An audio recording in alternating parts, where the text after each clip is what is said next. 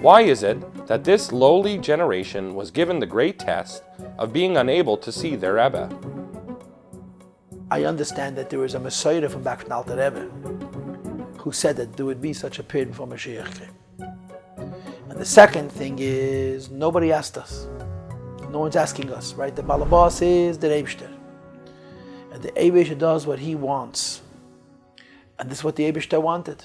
Now we know from the Siches, the Rebbe said it about the Friedrich Rebbe, and we say it about the Rebbe, of course, that nothing happens in the life of the Rebbe without the Ritzeini, without his acquiescence, without his agreeing.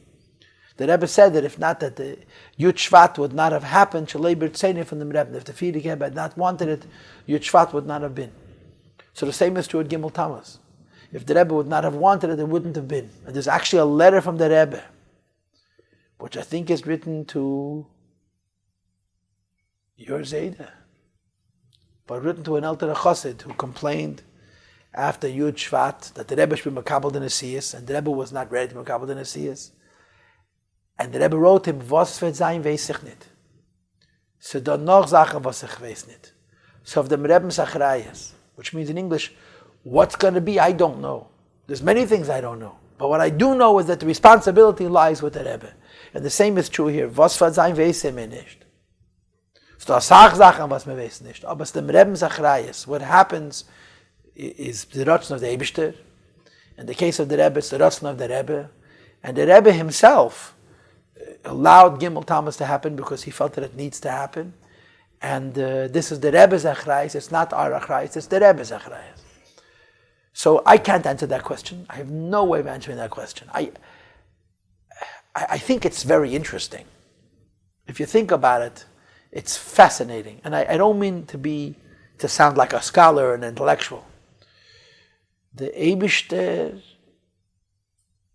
has put Yidden into what really amounts to the ultimate goals of Chassidus.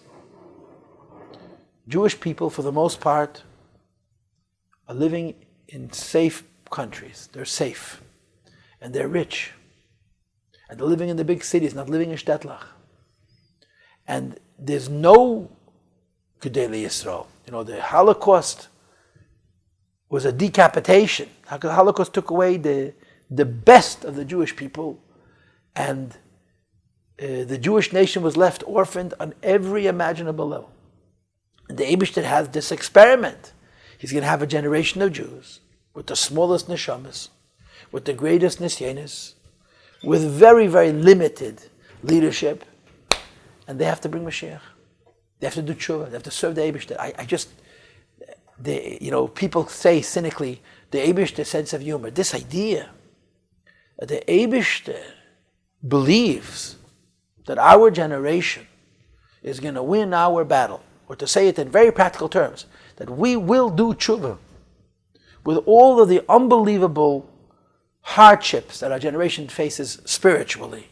Right? The Frum community is facing today, the Charedim is facing an enormous challenge from the external world. And the reason they're facing such an enormous challenge from the external world, because the external world is not external anymore. It's their own living room, it's their own dining room, it's their own kitchen, it's their own phone. And the Eibishter believes that this generation will do tshuva. That this generation will do tshuva. The Gemara speaks about it, the Rambam Paskins, the kind of tshuva which is going to justify Bias HaMashiach. The Eibishter believes that. For Haraya, the Eibishter created this scenario that there should be such a situation of Helen V'Hester, and we have to figure it out for ourselves. If you think about it from that perspective, it's unbelievable what the Eibishter thinks a Yid can achieve. And it's not so crazy to say that we'll succeed, that there will be Taka Didan Notzach, that the Yidden of this generation, with all the halamas stated, will in fact do tshuva. But I want to say one more thing, which I think is also very serious.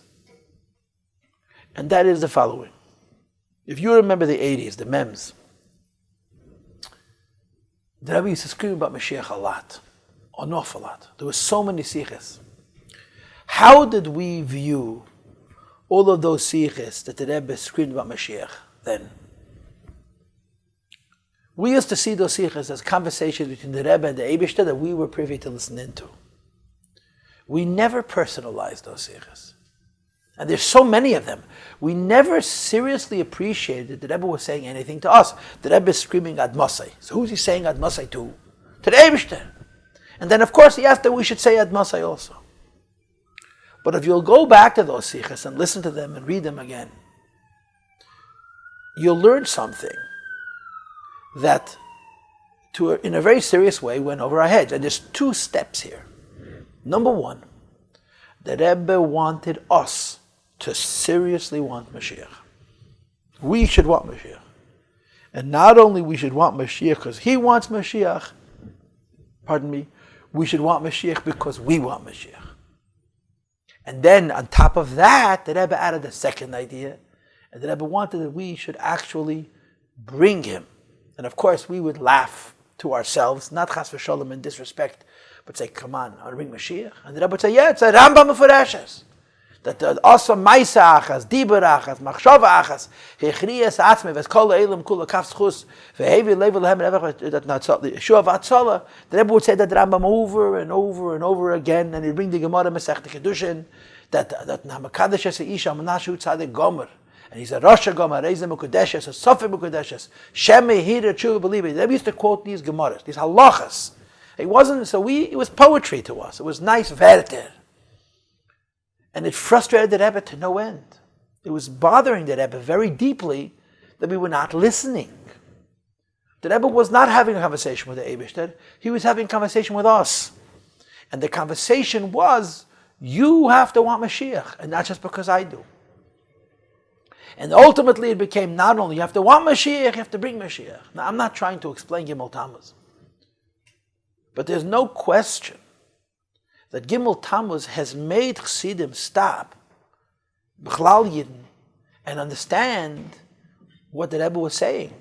That we want Mashiach now. Right? We want Mashiach now. I want Mashiach. You want Mashiach because of Gimel Tammuz. And again, I'm not going to, God forbid, suggest that Gimel Tammuz this is the reason for Gimel Tammuz. But there's no question, this is one of the consequences of Gimel Tammuz. Mashiach had become very personal to us. And it was very important to the Rebbe that Mashiach should become very personal to us. So if I have to summarize what I just said, the Eibishter has left a generation like ours, orphaned.